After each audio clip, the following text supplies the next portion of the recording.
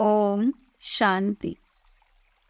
Spark audio book का नाम है प्रजातंत्र से राजतंत्र, पार्ट 6। 20 अक्टूबर 2010 के रिवाइज साकार महावाक्य। स्टूडेंट्स जब पढ़ते हैं तो खुशी से पढ़ते हैं और टीचर भी बहुत खुशी और रुचि से पढ़ाते हैं। बेहद का बाप जो टीचर भी है हमको बहुत रुचि से पढ़ाते हैं। विचार करो, यह बाप तुमको कितना रुचि से पढ़ाते होंगे, तो बच्चों को भी कितना रुचि से पढ़ना चाहिए। बेहद का बाप एक ही बार आकर डायरेक्ट पढ़ाते हैं। 24 अक्टूबर 2010 के अव्यक्त महावाक्य। आज बाप दादा चारों ओर के परमात्म तख्त नशीन, भ्रुकुटी तख्त नशीन और विश्व के तख्त नशीन बच्चों को देख हर्षित हो रहे हैं। यह परमात्म दिल तख्त सिर्फ आप ब्राह्मणों के लिए ही है। भ्रुकुटी का तख्त तो सबके पास है, लेकिन परमात्म तख्त सिर्फ ब्राह्मण आत्माओं के ही भाग्य में है। यह परमात्म तख्त ही विश्व का तख्त दिलाता है। तो तीनों तख्त के अधिकारी आप ब्राह्मण आत्माएं ही हो। तो इतना नशा है कि हम भगवान के दिल तख्त के अधिकारी हैं। यह नशा और खुशी सबको सदा स्मृति में रहती है कि हम कौन हैं। इसका निश्चय और नशा रहता है। स्वयं बाप भी ऐसे बच्चों की महिमा गाते हैं। तो नशा है कि हम कौन हैं। जितना निश्चय होगा उतना ही नशा होगा, और यह निश्चय और नशा आपके चेहरे और चलन से दिखाई दे रहा है। हम भगवान के दिल तख्त के अधिकारी हैं। जिसको निश्चय है उसको नशा जरूर होता है। बाप दादा भी हर बच्चे के चेहरे और चलन से आत्माओं को यह अनुभव कराना चाहते हैं। वाणी द्वारा तो अनुभव करने लगे हैं। अपने आप को चेक करो कि सारे दिन में कितना समय परमात्म दिल तख्त पर रहता हूँ, क्योंकि यह दिल तख्त ही विश्व का राज्य प्राप्त कराने का आधार है। अभी जितना ज़्यादा समय इस परमात्म दिल तख्त के अधिकारी रहते हो, उतना ही ज़्यादा समय भविष्य में राज्य घराने में अधिकारी बनते हो। इसके आधार से तख्त पर तो नंबरवार ही बैठेंगे, लेकिन सदा राज्य फैमिली में, राज घराने में अधिकारी बनेंगे। अपना हिसाब निकालना, क्योंकि इसके आधार से ही आप सदा राज घराने में आएंगे।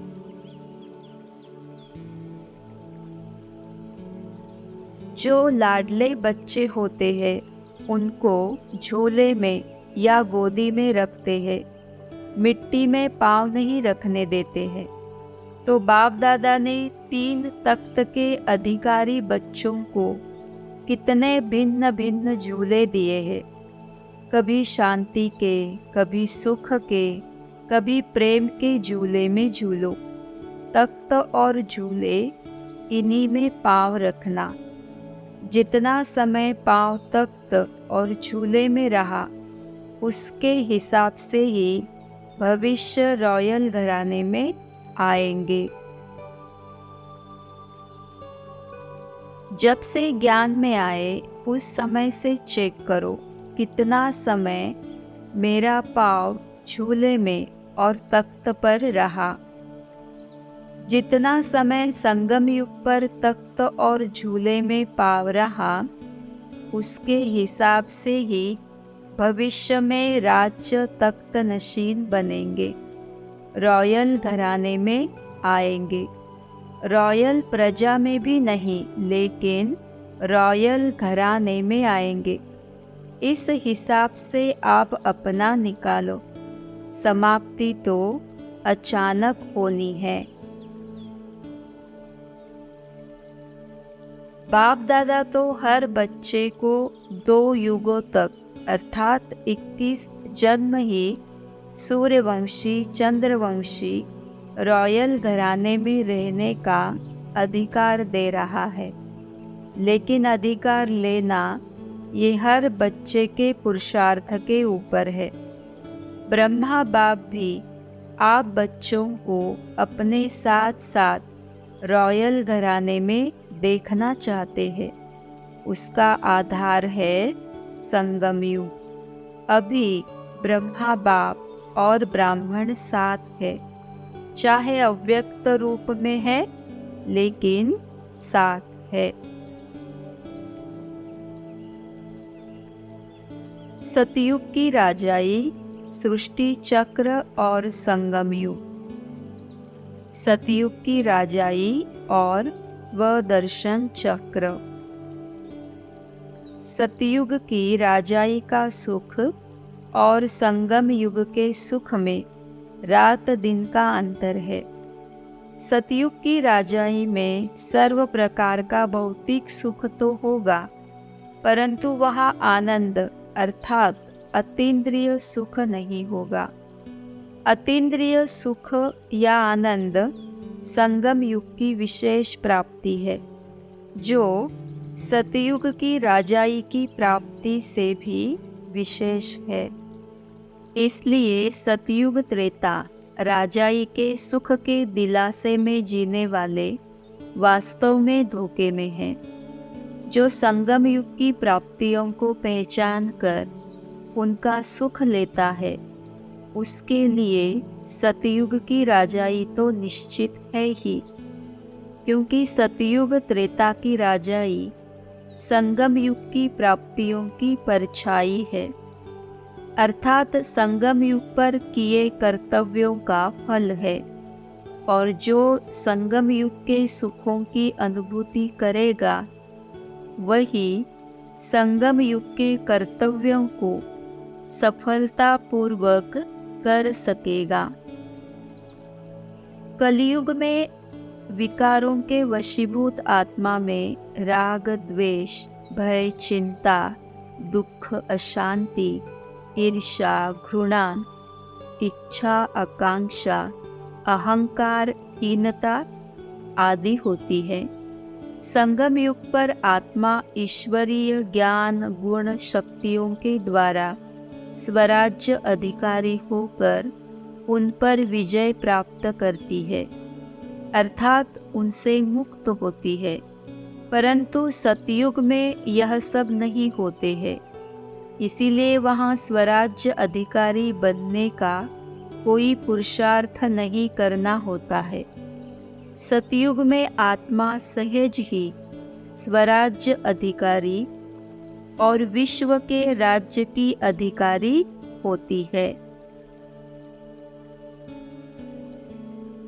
संगम युग पर मान अपमान निंदा स्तुति जय पराजय सुख दुख लाभ हानि यश अपयश सब होता है, परंतु आत्मा परमात्मा से प्राप्त विश्व नाटक के यथार्थ ज्ञान के आधार पर साक्षी होकर दोनों को देखती है और इनसे मुक्त होकर एक रस स्थिति में रहती है, जो आत्मा की सर्वश्रेष्ठ स्थिति है और आत्मा की चढ़ती कला तथा भविष्य राजपद का आधार है। सतयुग में ये सब नहीं होता है, इसलिए पुरुषार्थ की कोई आवश्यकता नहीं होती है। सतयुग में आत्मा सहज ही संगम युग पर मिले राजभाग का उपभोग करती है। सतयुग में भूत भविष्य का न ज्ञान होता है और न ही उसका चिंतन या चिंता होती है। संगम युग पर ये सब होता है, परंतु आत्मा स्वराज्य अधिकारी बनकर श्रेष्ठ चिंतन के द्वारा उनसे मुक्त होने का पुरुषार्थ करती है और उसमें सफल होती है, अर्थात मुक्त होकर मुक्ति जीवन मुक्ति का यथार्थ सुख अनुभव करती है, जिसको हठयोग में निर्संकल्प और निर्विकल्प समाधि कहा जाता है। अव्यक्त महावाक्य पार्टी के साथ। द्वापर कलियुग की राजाई में राग द्वेष भय चिंता दुख अशांति ईर्ष्या घृणा इच्छा आकांक्षाएं अहंकार हीनता आदि सब होता है, जिसके कारण व्यर्थ और अशुभ चिंतन होता है और यथार्थ ज्ञान न होने के कारण ये निरंतर बढ़ते जाते हैं। इस अंतिम मरजीवा जन्म में हर कर्म की सफलता का फल अर्थात गति सद्गति प्राप्त होने का वरदान मिला हुआ है। भविष्य के इंतजार में तो नहीं रहते हो, कभी मिल जाएगा, भविष्य में मिल जाएगा, यह दिलासे का सौदा नहीं है। तुरंत दान महापुण्य ऐसी प्राप्ति है। 4 सितंबर 2010 के रिवाइज साकार महावाक्य। अभी बाप राजाई स्थापन कर रहे हैं सारे यूनिवर्स के लिए।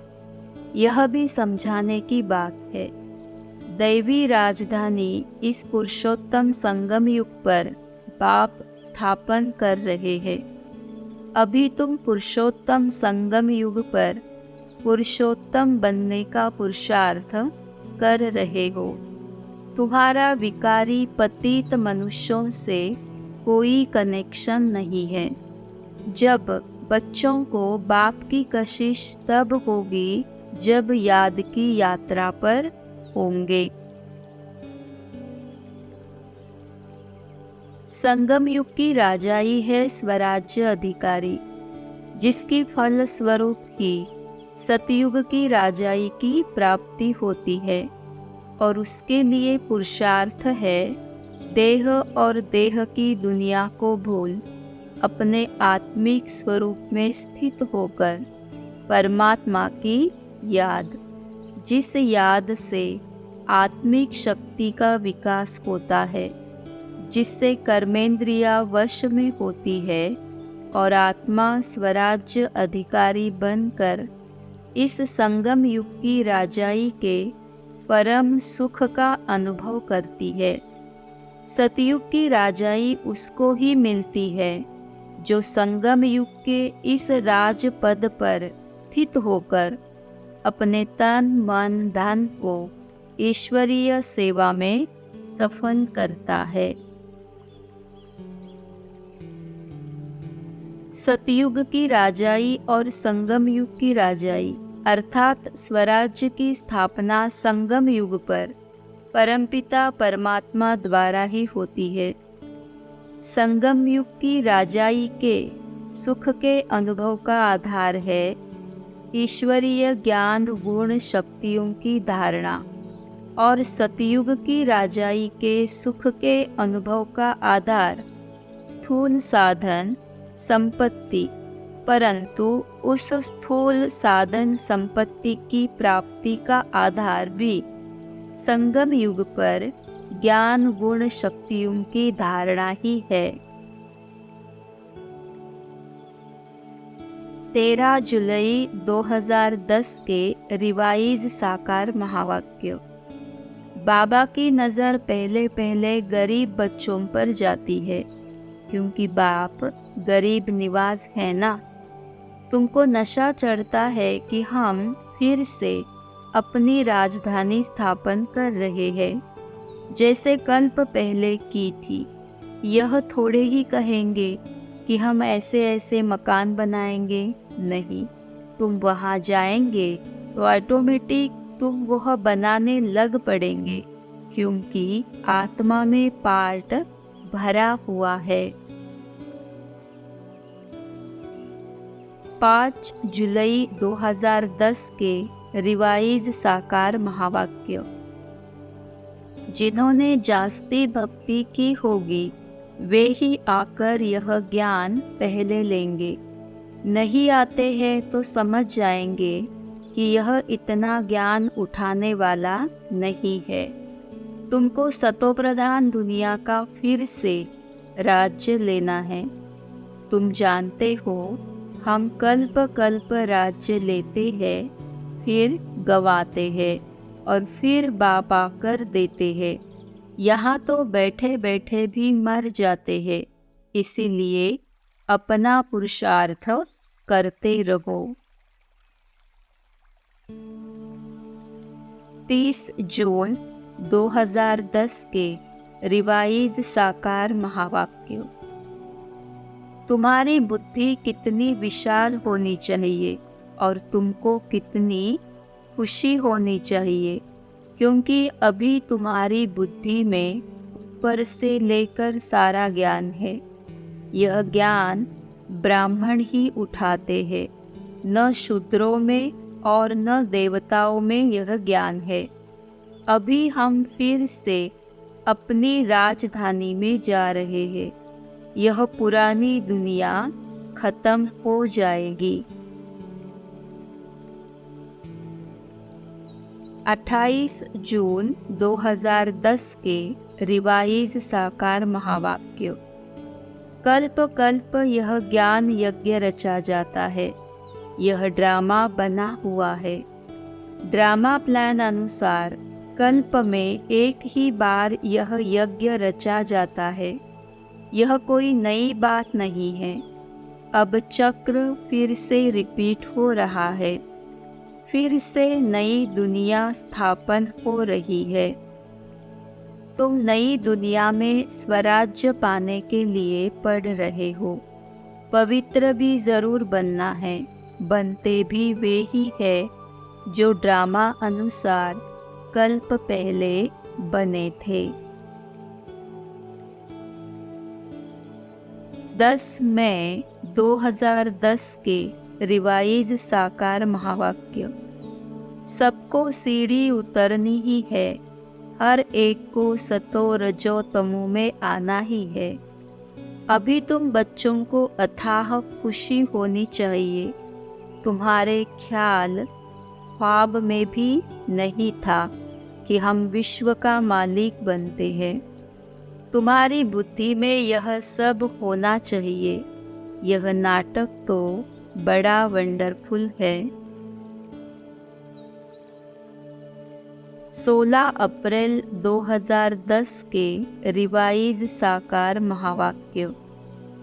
बाप पहले से ही तो सब नहीं बताएंगे ना, फिर तो यह खेल हो न सके। तुमको सब साक्षी होकर देखना है।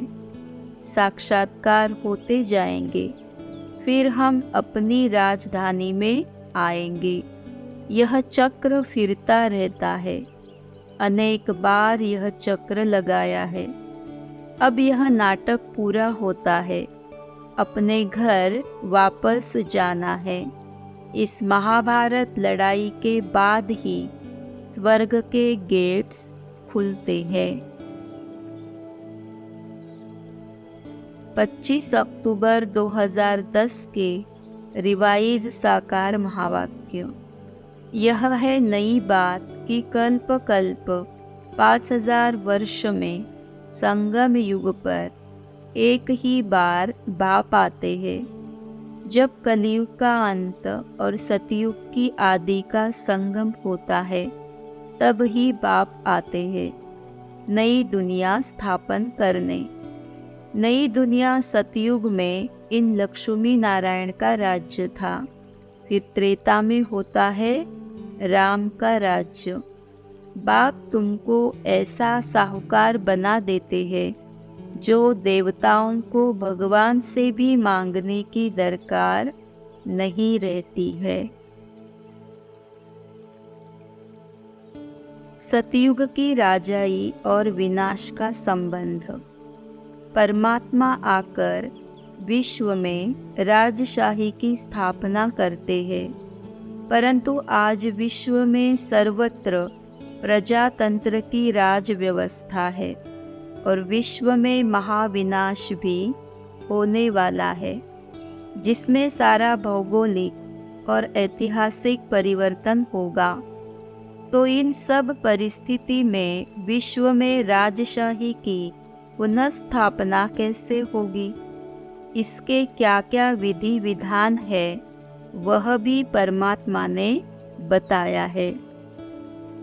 परमात्मा आकर सतयुग की राजाई की स्थापना करते हैं। उसके परिणाम स्वरूप पुरानी दुनिया का विनाश भी होता है, जिससे प्रजातंत्र का अंत होता है और विश्व में राजशाही की स्थापना होती है।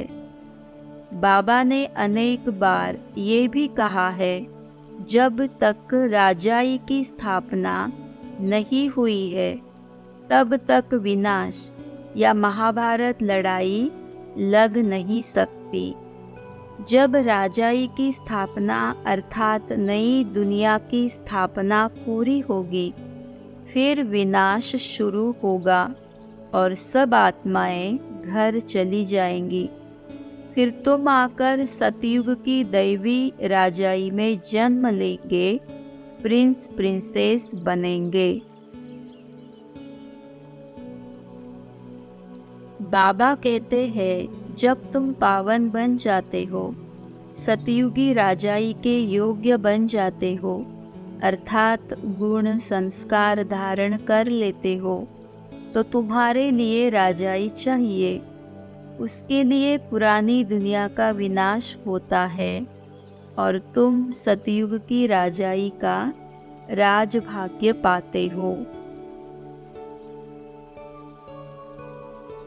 8 सितंबर 2010 के रिवाइज साकार महावाक्य। जिस तरफ साक्षात परमपिता परमात्मा बाप है, उनकी विजय जरूर होनी है। अभी तुम्हारा है योग बल, जिससे तुम माया पर विजय पाते हो, परंतु इसको न समझने के कारण शास्त्रों में असुरों और देवताओं की लड़ाई लिख दी है। सतयुग त्रेता में ये मन मना भव का मंत्र होता नहीं है। इस मंत्र से तुमने राजाई पाई, फिर उसकी दरकार नहीं रहती है।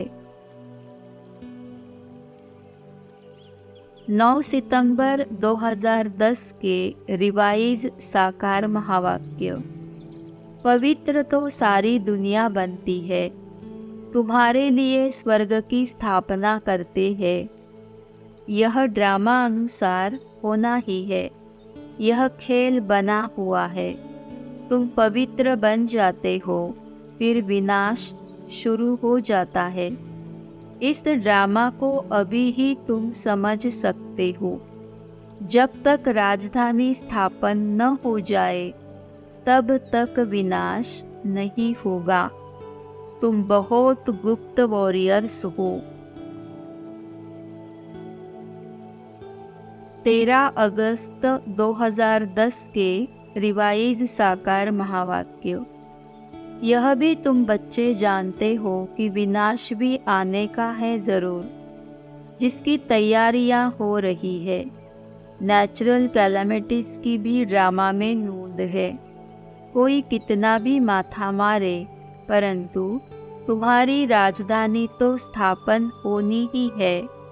कोई की ताकत नहीं जो कोई इसमें कुछ कर सके। बाकी अवस्थाएं तो नीचे ऊपर होंगी ही, क्योंकि राजधानी में सब प्रकार के चाहिए। 27 जुलाई 2010 के रिवाइज साकार महावाक्य। तुम बच्चों को निश्चय है कि बाप नई दुनिया स्वर्ग की स्थापना कर रहे हैं। यह पुरानी दुनिया खलास हो जानी है। सागर की एक लहर में सारी पृथ्वी डामाडोल हो जाएगी। विनाश तो होना ही है ना। नेचुरल कैलेमिटीज किसी को भी छोड़ती नहीं है। 26 जुलाई 2010 के रिवाइज साकार महावाक्य। तुम्हारी माया से युद्ध तो अंत तक चलती रहेगी। यह भी जानते हो महाभारत लड़ाई होनी है जरूर, नहीं तो पुरानी दुनिया का विनाश कैसे हो। तुमको अपना राज्य भाग्य स्थापन करना है तो आपस मिलकर राय करनी चाहिए कि कैसे कैसे सर्विस करे, जिससे सभी को पैगाम मिल जाए कि अब इस पुरानी दुनिया का विनाश होना है। बाप नई दुनिया स्थापन कर रहे हैं।